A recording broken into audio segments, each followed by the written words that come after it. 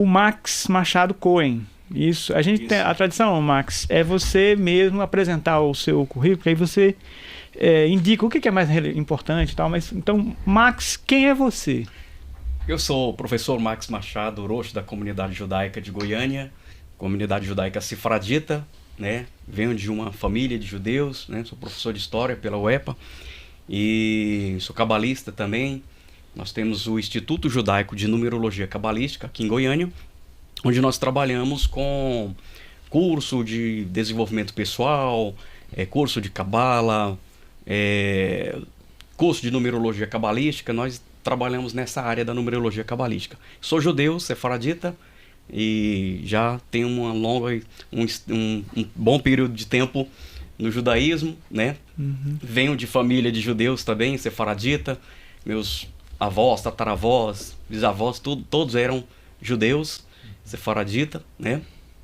Max, E meu avô era de Portugal. Isso, eu acho que a segunda pergunta seria essa, assim, como que você e o judaísmo, como que o judaísmo chega até você? Eu acho que é uma das outras perguntas para a gente nos colocar todos em pé de igualdade e entender como que chegou para você a sua religião. Bom, é um pouco longo a história, porque assim, a gente vive num mundo que se confronta com tantas informações, né? Tantos povos, tantas culturas diferentes, né? Então, eu já frequentei várias religiões, né? Passei por várias religiões, praticamente 88 religiões eu estudei, fui buscar, fui me aperfeiçoar nessas religiões. E aí, os meus avós falaram, não, você é judeu. Seus avós são judeus, seus tataravós são judeus. E a gente tem na cultura judaica um ditado que diz assim, se você é um judeu, mesmo você não sendo um judeu praticante ou um judeu religioso, você é um judeu. Mesmo você não cumprindo a Torá, mas você continua sendo um judeu. E aí eu comecei a estudar sobre o judaísmo, comecei a aperfeiçoar sobre o judaísmo e buscar mais a fundo conhecimento sobre o judaísmo, o que seria o judaísmo, e comecei a descobrir uma árvore genealógica da minha família inteira de Portugal, que eram judeus. E eu falei, nossa, minha família são todos de judeus. E aí foi então que eu fui para Israel, morei 1 ano em Israel, 4 meses em Jerusalém e 8 meses em Haifa, que é uma cidade no Monte Carmelo, né, a região norte de Israel. E assim, o processo de conversão ao judaísmo é um processo muito demorado, muito dificultoso, porque depende de vários fatores, né? Então eu comecei uma série de estudos, né, estudo cabalístico, estudo sobre Torá, Mishnah, Talmud, e a gente começou a fazer esse estudo, aprofundar sobre esse estudo.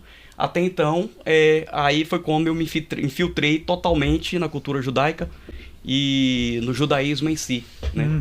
E a chegar até esse ponto, né? Bacana. Estudar e se tornar um rosh, um líder religioso. É um clube que assim, a maioria das pessoas na mesa, né, são esses dois elementos. Acho que passar por outras experiências religiosas e também estarem sempre atentos a essas outras experiências, né? Ter uma curiosidade, uma preocupação de entender as outras religiões. Acho que essa é uma chave, as pessoas que estão assistindo, estão pensando, pensar a própria experiência delas, né? De dizer assim, a partir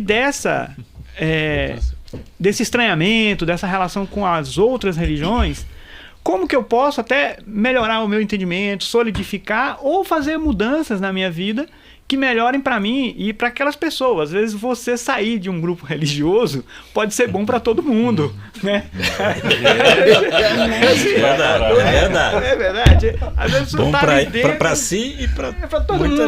Nossa, que legal, o fulano agora achou o caminho dele. Amém. Né? Amém. E no judaísmo eu parei assim para pensar, eu falei, nossa, a história do povo judeu é uma história bonita, de inquisição, né? De fogueira, de morte, de tanta coisa. Aí eu falei, é isso mesmo, meus bisavós, meus tataravós foram perseguidos no período da Inquisição. Inclusive tem um irmão do meu avô também que foi pro Holocausto, né? Que depois de pegado muita fumaça lá em Auschwitz, ele veio a falecer em 1984. E depois de tanto estudar e buscar esse conhecimento, eu falei, nossa, eu sempre fui judeu e tinha dentro de mim sempre isso. Não, essa é a religião mesmo que eu sempre fui e me identifico, né? Eu queria agora fazer uma roda aí, mas continuando, né? A gente tem feito um turno.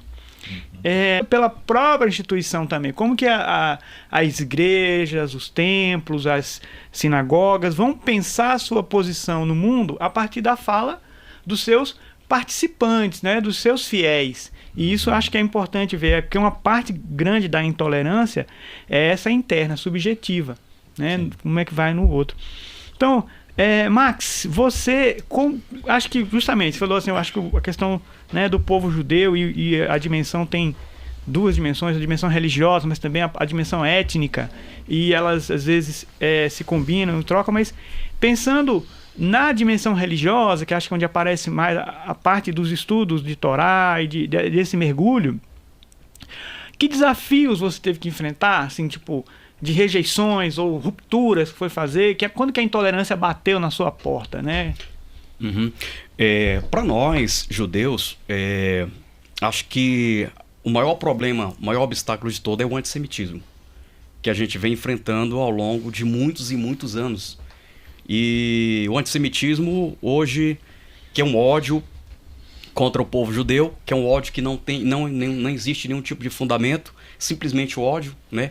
Até pouco tempo atrás nós tivemos a fala do presidente Lula, a gente não quer entrar no âmbito político, mas a fala dele teve um peso muito grande, e esse peso, né, aumentou mais ainda a gama de antissemitismo no mundo inteiro, né? Porque nem os países antissemitas não ousaram falar ou tocar no Holocausto, o que foi o Holocausto, né? Que para nós foi terrível, foi a maior tragédia para o povo judeu, né? Então o antissemitismo foi terrível e continua tendo o antissemitismo. Inclusive a gente conseguia ver países fazendo suas carreatas contra o povo judeu, e a gente vê um grupo terrorista que até hoje está lá enfrentando, querendo tomar a nossa terra, querendo tomar por direito a nossa liberdade. Então esse antissemitismo ele cresce e vai crescendo ao longo dos tempos. Então, segundo algumas estatísticas, o antissemitismo ele cresceu muito mais agora, depois dessa guerra de Israel e Hamas. E a gente vem enfrentando, a gente tenta se adequar o máximo possível, a gente tenta procurar uma melhor forma de lidar com isso, de adaptar com isso, porque o antissemitismo ele não está só em um país. Não é somente aquela guerra que você encontra em um país só, ou uma diferença. Não. É uma guerra para eliminar o povo judeu. O antissemitismo é uma guerra que consiste em eliminar definitivamente o povo judeu. Ou seja, a gente luta, o povo judeu é um povo que precisa explicar a sua existência. Mas na sua experiência de conversão, esses elementos apareceram quando você foi para lá, para Israel, quando você estava aqui no Brasil? Porque eu vejo que no senso comum, acho que como o judaísmo ele é uma religião, na maioria das vezes, muito preservada, né, de face pública, quer dizer, o acesso à sinagoga não é como uma igreja católica que fica aberta, escancarada, as pessoas vão e entram, até por essa trajetória histórica, o culto, vou chamar assim, né, mas a tradição judaica é uma tradição mais fechada. Você vai sempre a convite, né? Exato. As pessoas têm... Então tem um acesso mais íntimo, vamos dizer assim, que é diferente de outras religiões que são mais proselitistas abertas, assim, também. Proselitistas. Isso, acho que é isso. Eles são menos proselitistas. Isso, Como que você encontrou aí, então, essas rejeições ou essa intolerância? Porque seu vizinho sabia que você estava agora praticando, está estudando a Torá, nossa, e esse tipo de episódio aconteceu? Sim, também. E inclusive assim, quando a gente passa, eu particularmente deixei de usar kippah em determinados lugares, ia no supermercado, não usava mais kippah, porque quando a gente usava, as pessoas já te olhavam com um olhar de julgamento, né? Então eu morei no setor Coimbra, ao lado de um pessoal evangélico, e a gente fez uma amizade muito boa. Mas a princípio, quando eles começaram, o cidadão começou a questionar, né? Vocês judeus mataram Jesus, né? Aí eu falei, qual é a religião, qual é a base que você tem disso aí, dessa informação que você tem? Jesus era um judeu? Como que você tem a informação? É falta de conhecimento, né? Então a pessoa foi pesquisando, estudando e até descobrir que realmente não era essa não é a verdade absoluta, né? Porque se você for buscar, você vai saber que Jesus não tinha nenhuma religião, ele não levantou bandeira nem do judaísmo, né?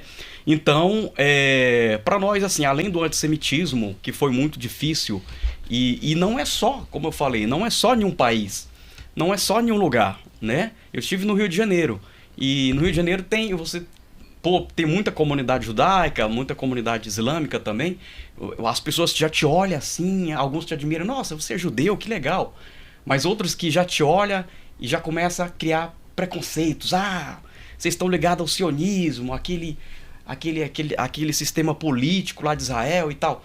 E pessoas que não estudam, não buscam conhecimento também e começam a acusar Israel, porque essa guerra que está acontecendo ainda lá em Israel, do Hamas contra Israel, porque Israel não procurou essa guerra, não entrou nessa guerra, Israel não buscou essa guerra, né? Infelizmente nós fomos atacados, pessoas foram mortas, crianças foram mortas, decapitadas, idosos, pessoas deficientes foram mortos por esse grupo terrorista extremista.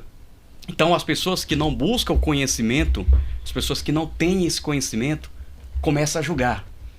Ah, olha aí o jeito deles vestirem, a gente tem o nosso sistema de alimentação, kashrut, nós temos a nossa forma de rezar, de orar, que é um pouco diferente das outras religiões, mas sempre a gente enfrentou essa gama de antissemitismo no mundo inteiro. E eu também enfrentei isso, infelizmente, em vários lugares. Larissa, porque acho que essa experiência que o judaísmo traz, né, pra gente, está inclusive em evidência, a gente, se tivesse às vezes um representante das religiões muçulmanas, né, para poder compor a mesa e trazer essa perspectiva da experiência, eu acho que nessa dimensão, né, política, acho que é realmente muito difícil para a gente ter uma experiência ou um conhecimento para emitir avaliações. Acho que muita política ela é utilizada, né? Muitas vezes a religião é utilizada politicamente, são acionados símbolos que mobilizam afeto, que mobilizam, e quando a gente olha somente a macropolítica, na perspectiva, quer dizer, o discurso do presidente de Israel, Netanyahu, usando símbolos, isso tudo produz, eu acho que a gente meio que escapa da nossa experiência cotidiana, recursos para analisar aquilo, visão para tanto, e pensar a experiência, você falando disso, nós negros no supermercado somos tratados como esse judeu que você está dizendo aí, é esse o nosso mundo, a gente entra nisso, as pessoas olham pra gente como se eu estou sem equipar e o dread é isso que produz, então essa sensação de vigilância, de não quero você aqui. É interessante que o vigilante de repente muitas vezes também pode ser negro também, e ele já fica de olho, está monitorando. Olha, enquanto o branco está lá colocando picanha dentro da calça, picanha, né? Olha, a nossa sinagoga judaica, uma semana depois do atentado terrorista do grupo terrorista Hamas lá contra Israel, que, né, ocasionou várias mortes, foi terrível, a nossa comunidade precisou ficar fechada durante 6 meses. Porque atearam pedras lá, atacaram fogo na nossa frente, lá na frente da sinagoga, da Carral. Inclusive lá tem uma menorá na frente, né? Eles quebraram a menorá. Então, quer dizer... Isso foi aqui em Goiânia? Aqui em Goiânia. A nossa comunidade judaica aqui em Goiânia. Eu recebi ameaça de morte no meu e-mail. Que isso? No WhatsApp. Também.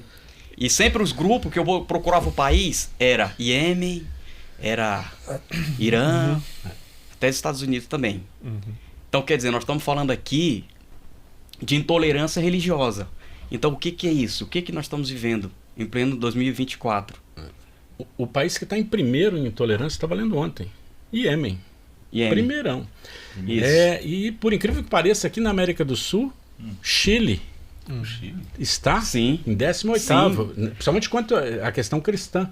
E eu estive no Chile há 15 dias atrás, e você nota que ali foi totalmente colonizado pela Igreja Católica. Houve duas irmãs freiras que estavam em direção ao Canadá, isso em 1800 ou mais para trás, e elas perderam o rumo e saíram no Chile. E aí foi acolhida pelo então líder da época chileno, e lá elas montaram toda uma estrutura que foi maravilhosa para o Chile e tal, mas toda uma estrutura católica. Então existe sim uma perseguição e durante um período você tem que cumprir certos rituais. Então, assim como o Max, eu ando bastante paramentada. E você vê as pessoas te olhando como se você fosse um ET, tipo, ai, mas você vai fazer mal pra mim? Não, querido, não. Volta, vamos descer pra realidade, sabe? Assim, a vontade de segurar na mão da pessoa e falar assim, cara, vou segurar sua mãozinha, você vai ver que eu sou de carne e osso igual você. Porque é estampado na cara das pessoas. Quando a gente vai fazer um trabalho de prosperidade, ou então a pessoa procura para fazer um despacho, alguma coisa, a gente precisa ir num cemitério. A gente teve um trabalho que a gente foi fazer no cemitério que era uma coisa boa, muito boa, e aí o coveiro queria proibir a gente de entrar, e a gente olhou, não, acho que o senhor não entendeu, não. Aqui é público, o senhor não pode proibir a gente de entrar. E gerou um desgaste, uma discussão, até a gente conseguir contornar toda essa situação para cumprir o ritual que a gente precisava naquele lugar, naquele momento, foi desgastante. Então, assim, todos os dias as proporções são muito diferentes. Então, a situação do povo judeu também, né? Sim. Às vezes julga o povo judeu pelo que está acontecendo nesse exato momento entre o Hamas e o Israel. Isso. Mas às vezes não, mas esquece a história do povo. Inclusive tem grupo de judeu protestando contra as decisões do presidente do Estado, né? Então, tem próprios grupos de judeus religiosos que assim, estão sendo agredidos pelo exército do próprio Israel, quer dizer, tratam como se fosse... Israel, só uma observação, Israel é a única democracia no Oriente Médio. Israel pede permissão para jogar a bomba para destruir os seus inimigos em determinados lugares. Israel não destrói escolas. Israel não destrói faculdades, hospitais. Muito pelo contrário, Israel constrói hospitais, constrói escolas, constrói instituições, enquanto o Hamas destrói. Então é a única democracia que existe no Oriente Médio, é Israel.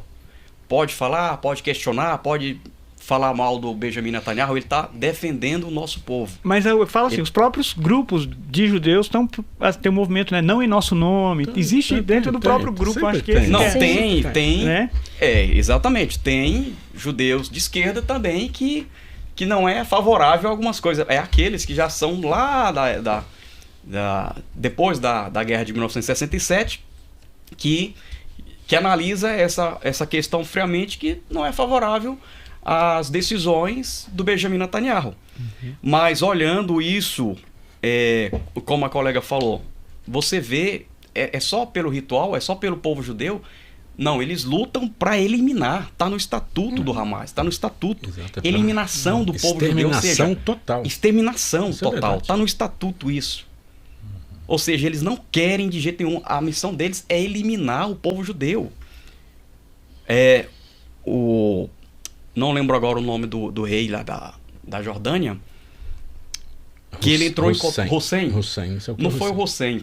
Entrou em contato com Hitler e pediu para estender, na época, e pediu para estender o extermínio de judeu também no Oriente Médio. O povo judeu sempre morou ali, sempre esteve ali, sempre existiu comunidade judaica ali. Se a gente for buscar ao longo da história, sempre existiu. Desde a divisão das duas tribos, a tribo de Israel, né, que ficava a parte do sul, do sul ficava Judá e Israel ficava na região norte. E depois que eles tinham esse confronto aí, que veio os assírios, que destruíram lá em 700, aí dali para cá vieram só judeu. Como Nabucodonosor escraviza o povo judeu, eles não determinam qual era as tribos que existiam. Todos eram judeus. Aí depois de 132, lá na Revolução de Bar Kokhba, Adriano, né, o imperador, ele pega aquele povo que vivia nômade e joga dentro das terras de Israel. E muda o nome das terras de Israel. Jerusalém passa a se chamar Ilha Capitolina. Israel passa a se chamar Síria-Palestina, que era uma forma de confrontar o povo judeu. Colocar o nome dos inimigos de Israel nas terras de Israel. Né? O que eu vou, né? Isso, Palestina, só falando, o colega falou aqui, uma coisa muito importante, é isso mesmo. Filistina vem da raiz Parashat, né? Perashet, que é Filistina, as letras P e F, elas têm o mesmo som, o que muda é só um dagesh que é colocado no meio. Né? Por exemplo, você tem a palavra farmácia, né? Com PH também. Então, assim, o Adriano, o imperador, colocou lá dentro aquele povo que não era filisteus, que não tinha nada a ver com filisteus. Mas ele colocou ali e deu o nome de filisteus exatamente para caçoar do povo judeu, exatamente para ter uma guerra contra o povo judeu que ali existia. A gente participando do Goiás, um movimento que está aqui em Goiás, sobre as questões indígenas, né, dos povos tradicionais, como que se funda um território e a discussão nacional. Eu achei muito parecido com o estado de Goiás, que tem o nome que supostamente indígena, mas que os estudiosos descobriram que esse grupo Goiás não vivia nesse território. E a gente tem uma discussão sobre quem são os indígenas que de fato são herdeiros desse território, e é claro que haviam, né, grupos indígenas aqui antes do Anhanguera chegar, e a gente tem só a estátua do Anhanguera, mas um assassino quem que estava, né, matando geral. E assim, esses grupos que estavam aqui, né, quem são? A gente não sabe. Essa perda histórica, ela é muito importante. Acho que as religiões, elas têm esse papel também de guardar a ancestralidade, de guardar para os descendentes esse legado que nos terreiros também se mantém, assim como você tem, né, a tradição, tanto a tradição oral quanto a tradição escrita, né, que o judaísmo preserva as duas de um jeito, e as religiões de matriz africana são mais a tradição oral, embora no Brasil tenha muita coisa escrita já, e deu polêmica sobre isso, mas a religião tem esse papel de guardiã da ancestralidade, né, que eu trouxe nesse... Mas eu acho que o grande desafio, que você ouvir vocês um pouco, a gente tá meio que indo pro fim, mas pensando assim... Que é fé? Ué, tô ali, naquela relação agora pessoal com o meu Deus. O que que continua? O amor. O amor é transcendente. Fé e esperança é humano. É do nosso métier. É da nossa relação. É das nossas religiões. Fé e a esperança. E o amor. Só que o amor é o único que transcende. O amor é o único que vai. O amor é o único que nós vamos levar conosco. O amor é o que é eterno. Então, nossas religiões têm isso. E a gente tem que passar isso. A palavra de Deus fala que... Paulo fala assim... Paulo não. Jesus fala... Pelo amor que vocês têm uns com os outros, as pessoas conhecerão que vocês são meus discípulos. E quando vocês encontrarem algum cristão, católico ou evangélico, que não está seguindo o amor, descarta ele porque ele não é. Né? Existe preconceito? Existe. Mas nós vamos viver sem preconceito? A gente busca que sim, mas não vamos viver. Isso é a história do mundo. Sem chance. Isso é a história do mundo. Então o que nós precisamos pensar em mecanismos de reação é atacar a causa, não a consequência. Porque se eu imponho, não, você não pode fazer isso, você não pode fazer aquilo, você não pode isso, você não pode isso, você vai tolhendo a liberdade da pessoa ao ponto de que ela não vai saber mais o que ela é, o que ela faz. Agora, se eu ataco, se eu vou lá na causa e educo e formo, eu não preciso se preocupar. Um caso ou outro de intolerância vai surgir, aí sim. Eu vou ter os métodos jurídicos, os métodos legais, morais, para tratar aquele negócio. Então, eu tenho medo quando a gente fala assim, não, nós não podemos tolerar a intolerância. Mas quem vai dizer isso? Quem vai taxar o que é tolerável, o que não é tolerável? Então, esse tipo de política me assusta. Entendi. Hugo, como que você vê a possibilidade de contribuição para essa... do budismo? Como o Luiz falou, acho que a partir do momento que a gente tem no nosso Código Penal um crime tipificado de intolerância religiosa, eu acho que a gente chegou num estágio da sociedade preocupante. É recente, né, essa alteração do Código Penal em que tipificou o crime de intolerância religiosa. Isso que aconteceu lá na sinagoga, de apedrejar, enfim, diminuir a fé de uma pessoa, o credo de uma pessoa. Existe uma doença na sociedade que levou a gente a ter que tipificar esse crime. Não precisaria ter chegado nesse tema, mas chegou. Então a origem social disso aí vem do racismo, vem dessa estrutura toda que a nossa sociedade foi talhada. Eu acho que para trabalhar isso daí, a gente precisa se preocupar mais em ter um bom coração. E eu acho que não podemos sair desse foco. Não podemos perder esse foco, sabe?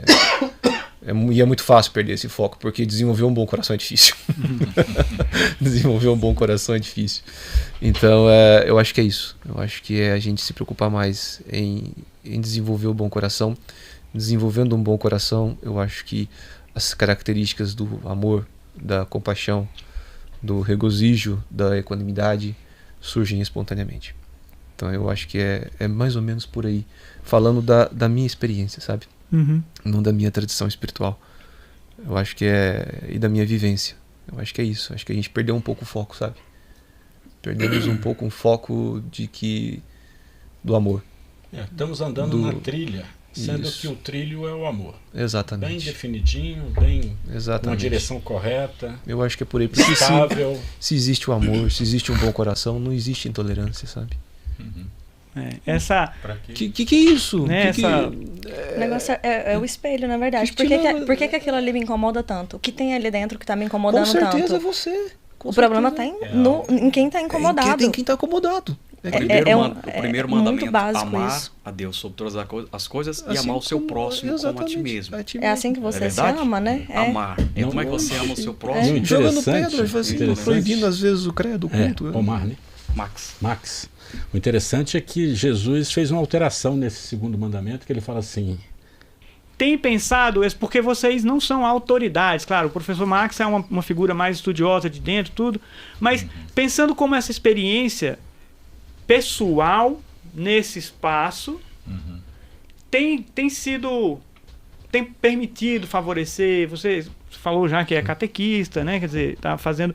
Como que esses espaços de vocês tem sido possível exercer ou propagar uma tolerância ou uma justiça para os intolerantes? Eu acho que é um pouco isso, assim, intolerante, mas justiça. Como que vocês têm feito esse momento de discussão? Falou do amor, né? Mas tem a questão do perdão envolvido, tanto do perdoar a si mesmo, pedir perdão, dar perdão. Vocês têm usado esse espaço? Têm feito isso? Eu observo. Deixa eu só falar pro Max, porque eu tinha pensado. Bom, eu quero só fazer uma observação, como falamos aqui, que é a questão do amor ao próximo, ser intolerante, aceitar as diferenças, aceitar a religião do próximo, como alguns falou, como o meu irmão falou ali muito bem. Amar, como o irmão falou aqui, amar o seu próximo, respeitar o seu próximo é aquilo que você não gostaria que fosse feito com você, que você não gostaria que fosse feito com o seu próximo. Então, assim, o Zohar, que é a nossa obra-prima da Cabala, diz o seguinte, que nós estamos, cada uma em uma linha diferente de reencarnação. Nós estamos em linhas diferentes de reencarnação. Quando você rouba o teu próximo, você está roubando de você mesmo. Quando você mente para o seu próximo, você está mentindo para você mesmo. Se você mata o seu próximo, você está matando a você mesmo. Você tirou você mesmo de uma linha de reencarnação. Quer dizer, por isso que, como ele falou, Jesus falou assim, te dou um novo mandamento, não foi? Ele falou agora. Então, quando ele falou isso, ele sabia o que ele estava falando. Ele sabia que ele estava falando assim, não faça nada com o seu próximo. Ame e respeite a sua diferença, por quê? Porque ele é você, ele está em outra linha de reencarnação, mas ele é você.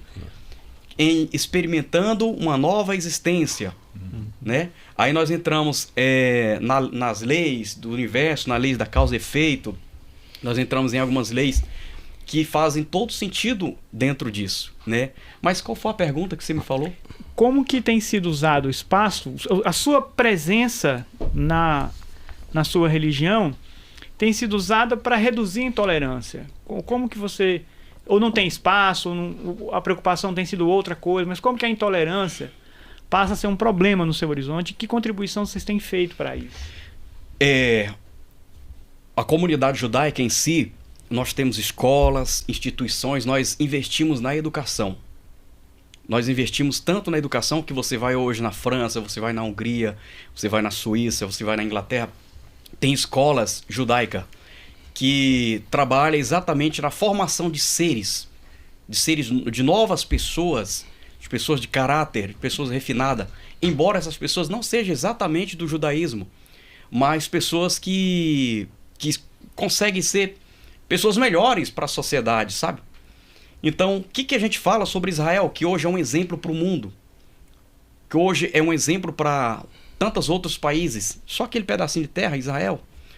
Quando Ben-Gurion, primeiro-ministro de Israel, lá em 1948, quando a Assembleia falou assim para ele: qual o direito que você tem de reivindicar pela sua terra, pela terra de Israel?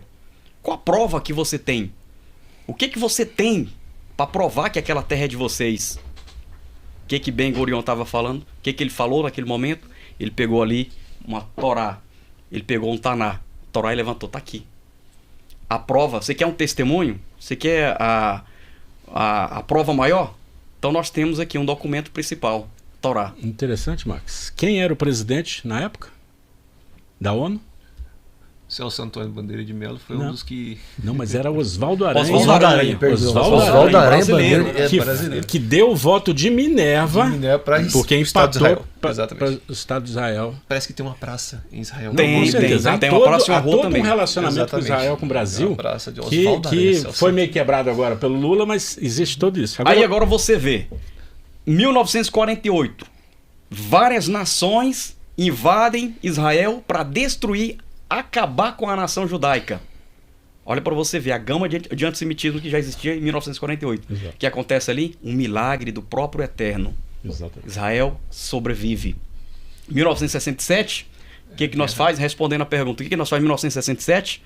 Israel, que já tinha em mãos as terras, as próprias terras de Israel, o que eles fazem? Devolve as terras. Se isso não é um ato de amor, a parte do sul de Israel foi devolvida, a parte do Golã. Exato. E o Sinai. E é grande. E o Sinai, o deserto Sinai, foi devolvido para os seus países. Boa parte para a Jordânia, boa parte do Líbano foi devolvido. Israel devolveu. Por quê? Porque Israel quer viver ali dentro em paz com seus irmãos, com seus primos, vamos dizer assim. Israel foi favorável da criação de um Estado palestino e é favorável, mas não é favorável à guerra. Não é favorável à destruição, à matança de criança. Aí eu volto lá quando o ministro de Israel levanta a Torá e fala, tá aqui. Esse aqui é o exemplo. Então, a educação, o povo judeu representa a educação, representa a cultura, bons modos. Vários países onde a gente já passou, a gente consertou a economia da França. E vários outros países onde a gente deixou escola, deixou instituições, deixou seres humanos melhores. Sempre tratando bem e respeitando as outras religiões. Se eu não estiver enganado, acho que em Rondônia, se não me falha a memória, em Rondônia tem uma mesquita e uma sinagoga do lado uma da outra. Ao lado, colado uma da outra. Uhum. E quando dá a sexta-feira, os irmãos se cumprimentam. A Torá, para quem não conhece, são os 5 primeiros livros da Bíblia. Isso, Gênesis, exatamente. Êxodo, Deuteronômio, Números. Então, são os 5 primeiros. Está ali. É a Torá. Exatamente. Essa coexistência, né, entre as religiões, esse ambiente de dignidade mesmo. Pensa assim, né, de uma dignidade religiosa, de você trazer os seus ensinamentos para para doutrinar você mesmo. Acho que, né, aquilo que você tem, que a religião tem para oferecer é seu, e você trazer para si. Eu acho que o Brasil tem essa possibilidade mais rica. Eu acho que está se desviando disso. A gente está tendo uma experiência de violência, de recrudescimento, e principalmente acho que as religiões de matriz africana, como é uma tradição que veio para o Brasil de uma maneira mais violenta, embora cada grupo pode ter vindo também. Recife teve um grupo de judeus que tiveram que sair perseguidos porque eles estavam fundando a cidade e foram, quer dizer, as religiões, quando elas estão em posições minoritárias, elas são violentadas. Eu acho que a gente tinha que aproveitar essa possibilidade da nossa religião ser grande para cuidar. Isso. Agora, Cláudio, né? Tem uma coisa. Realmente, provavelmente, certamente, melhor, vou mudar o vocábulo, as religiões de matriz africana têm um preconceito muito maior.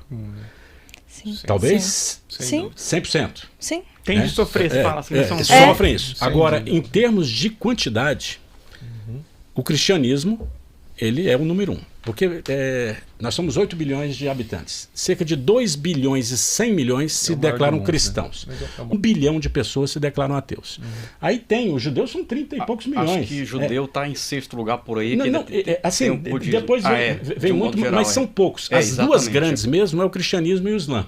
Isso. E hoje, provado, pode abrir a internet, 1 de cada 7... Vocês entram na internet, tem uma lista de 50, principalmente quase todos árabes. Sim. Quase todos árabes, de tendência islã. Né? Deveria ter um colega aqui do Islã para poder tratarmos sobre isso. Certamente a linha dele é o amor também, só que você encontra vários outros dentro do Islã que não tem nada de amor. Posso fazer uma observação? Lá em Israel, eu morei lá e eu posso falar, cerca de... eu não sei quanto, mas milhares de palestinos saem todos os dias da Palestina, da Jordânia, para trabalhar em Israel, para trabalhar em Jerusalém, para morar em Jerusalém. Exato, Jerusalém tem um mosaico de todas as religiões.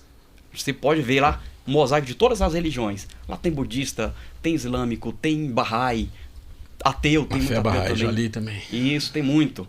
Então, milhares de palestinos saem das suas terras para trabalhar em Jerusalém, morar em Jerusalém. Em Haifa tem um templo lindíssimo lá, escalonado, que é para eu estive lá, uma religião universal, lá, alguma coisa assim, não é? Bahá'í, isso fica no o jardim, eu vi um pouco o Wolf, sobre essa, acho que você está ouvindo aí um pouco, acompanhando e tudo, mas eu queria te ouvir também, acho que por essa experiência que você tem, e a gente já vai encaminhando aqui para fazer uma rodada final de conversa, mas... E tem muitos humanos que não se veem humanos. Se vê em outros níveis de inconsciência. E esse ponto ele é importante porque é uma percepção muito grave, muito séria, e que tem que ser vista também. Então a religião, quando ela se mistura com outros processos, ela se perde no seu próprio entendimento. Quando se mistura a política, quando se mistura a opinião, mas que não tem um fundamento, é o achismo, né? Eu perco a linha mestra daquilo que a religião ela vem trazer. Então, o conceito principal é o que, para quê, onde, como. Então, o questionar-se. E aí, por isso, a escuta ela é algo importantíssimo. Então, existe o amor ágape, que é o amor divinal, o amor sobre as deidades. Exato. E existe também o amor de Eros, que é o amor humano, que é o amor carnal, é o sexo em si. E existem outros mais tem tipos, o Logos, que é o próprio Deus, sim. É a palavra, Logos quer dizer Filia. palavra, e tem o Philos, que é filia, que é o filantrópico. Isso. Orquestra filantrópica, uma orquestra de amigos, de pessoas que estão contribuindo para que aquela orquestra exista. Então, se eu entendo esses tipos são vários tipos de amor. Olha que maravilha isso. Eu acho bonito o discurso de amor e tudo, eu concordo. Mas enquanto estão praticando amor, pessoas estão sendo assassinadas diariamente. Sim. Então, por que não aumenta essa comunicação? Por que não olha para a pessoa da sua comunidade, da religião específica, e lembra que ela é um ser humano, em primeiro lugar? Talvez seja essa a forma mais prática hoje. Concordo, o amor é bonito, é um caminho que vai ser trilhado e vai ser conquistado com o tempo. Mas e agora? E as pessoas que estão sendo assassinadas hoje, que vão ser assassinadas amanhã por intolerância religiosa? Absurda. Sim. Se a religião da qual ele faz parte, prega o amor. E se a religião dele prega o amor, então por que ele vai condenar uma igreja, um terreiro, tá odiando, né? vai condenar uma sinagoga? Então ele não está seguindo uma religião. Eu não sei o que acontece. Tem um ruído em algum lugar, né? Tem algum problema muito sério aí, sabe? Que eu acho que é isso, é desenvolver um bom coração. Qual é a minha contribuição nisso tudo? Eu tenho 2 filhos. Um de 7 e outro de 5 anos. E eu tô passando por eles isso. É isso que eu tô fazendo. Pra eles serem pessoas... Quem quiser conhecer um pouco mais do budismo, qual que indicações que se dá? Como que budismo em Goiânia, nós temos aqui um grupo de prática, ele se reúne lá no coletivo Centopeia. É um grupo de prática da nossa tradição, do budismo tibetano, do Vajrayana. Também temos o site, né, que é onde que estão nossos principais centros, os templos, né? Temos templos em São Paulo, na região de Cotia, em Três Coroas, no Rio Grande do Sul. www.chagdu.org, né? Chagdu é o nome do nosso professor, né? CHUGD, né? A gente vai deixar escrito na descrição do vídeo. Acho que é importante .org, ou então o templo lá de São Paulo também, que é o Odsaoling, né? Passar odsaoling.org. Então lá tem todos os a porta de entrada ali, né? Dos ensinamentos, das nossas práticas por meio disso aí. E também nos livros, né? Acho que qualquer livro budista que traz a vida de Buda, a história de Buda. Isso, tem seus encontros. O ramatiz.org.br. Vamos pegar por escrito e deixar, né? Max, como que você, mensagem final de perspectiva?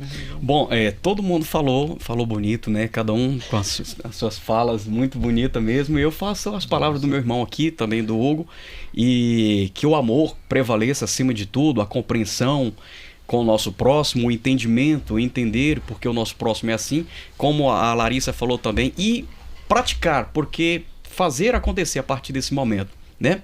Então, acima de tudo, por exemplo, nós temos o nosso livro sagrado que é Torá. Torá tem 613 mandamentos, e desses mandamentos, 122 mandamentos é só sobre amar o teu próximo, entender o teu próximo, como é que ele é, não importa qual a religião que ele seja, tá? E é importante isso, você ter isso aí, essa percepção, né, acima de tudo, e viver isso, assim como o Hugo falou, né? Entender isso e praticar isso, praticar o amor, porque se você tem uma religião e ela não pratica o amor, então de que serventia tem a sua religião? Eu comparo a religião da seguinte forma: cada um de nós aqui, falando da sua religião, como cada um de nós estivéssemos num restaurante, escolhendo o prato que vai comer. Não é verdade? Cada um de nós estamos num restaurante comendo o prato que a gente escolheu comer, mas cada um dentro do seu entendimento, daquilo que lhe convém. Não é verdade? Outra coisa que eu quero falar, dia 22 agora, a gente está falando muito sobre liberdade também, tolerância. Dia 22 agora começa uma festa judaica, uma festa que já existe há muitos anos, que é a saída do povo judeu do Egito. Essa festa chama-se Pessah. O Pessah significa passar por cima. Passagem, Páscoa. Passar por cima. Quer dizer, quando das 10 pragas que Moshe conduziu ali por intermédio de Hashem, lá no Egito, para a saída do povo judeu, a 10ª praga foi exatamente a eliminação dos primogênitos do povo egípcio. E nas casas do povo judeu tinha uma mancha de sangue do cordeiro, e nessa casa o anjo da morte não passou. E aí foi assim que o povo, que até então era escravo no Egito, saíram do Egito, o povo judeu, o povo israelita, saíram lá do Egito e comemoraram a sua liberdade, né? Então o Pessah começa agora no dia 22, quem quiser saber mais, a comunidade judaica Shomei Israel está de portas abertas, nós estamos ali no setor Jaó, e nós temos aí a página do Instituto Judaico de Numerologia Cabalística, para quem quiser também informação, né? Para quem quiser, pode entrar em contato com o meu WhatsApp também para conversar sobre isso. Nós temos a nossa associação, que é a Associação Comunitária e Beneficente Shomei Israel, para quem quiser ajudar, quem quiser contribuir ou agregar em alguma coisa. E é isso. Eu agradeço muito o Cid Justiça pelo convite e dizer que a comunidade judaica Shomei Israel, que é Guardião de Israel, nós estamos à disposição, tá? Para contribuir naquilo que for possível. Muito obrigado. E Larissa, ficou com você entre os convidados e tal, a ideia de pensar um pouco essa reflexão, essa síntese, e também dizer onde que as pessoas tiverem interesse podem encontrar. Acho que a primeira coisa que a gente tem que analisar sobre intolerância é de onde vem essa certeza absoluta que há dentro de mim. Por que eu julgo o credo do outro como inferior ao meu ou simplesmente não válido? Quem fez esse julgamento? De onde? Baseado em quê? Você conversou? Você escutou? Então, acho que as pessoas podiam aprender a se comunicar melhor, colocar o lado humano de escuta e de voz. Não para brigar, mas para ouvir e para aprender a conversar e entender qual que é o sincretismo e o fundamento daquela religião. Por que é feito daquele jeito? Porque você tem uma diversidade tão grande, tem um porquê. Então, será que ela tá falando a mesma coisa que eu de uma forma diferente? Porque, pelo que eu vi aqui de todos que estão, sim. Por quê essa intolerância? De onde vem isso? Qual o fundamento disso? Onde vai levar? Porque, historicamente, foi sempre uma catástrofe. É isso, a gente passou um pouco do tempo aqui, me avisaram aqui e tal, mas faz parte, a gente também, né, gostou da espera e tudo. Sim. Pedir às pessoas que participem, se inscrevam no canal do Cine Justiça. Pessoal, principalmente servidores do Tribunal de Justiça, é um programa direcionado para o nosso público, mas também para todo mundo que tem interesse, né, quer pegar as primeiras referências, acompanhar. Queria agradecer demais a presença de vocês aqui, essa participação, essa doação que vocês fizeram de tempo, de escuta e de voz. Eu acho também essas coisas muito importantes. Agradecer demais a equipe, porque eu queria ter o crédito aqui para dar, mas a gente vai colocar o crédito da jornalista, do pessoal da produção de apoio. E o Fabrício, que é o presidente do sindicato, é uma pessoa engajada nesse processo também. Então, agradecer a direção inteira do Cine Justiça, que está aberta para essa discussão, para que a gente possa ter servidores melhores, fiéis melhores e um mundo melhor para a gente poder viver. Acho que esse benefício, né, que a gente faz para o outro, ele vai ser nosso, não tem jeito, não tem como evitar isso. Então acho que isso é importante, agradeço demais a poder partilhar com vocês desse momento. Tá bom, pessoal? Nós que agradecemos. É isso.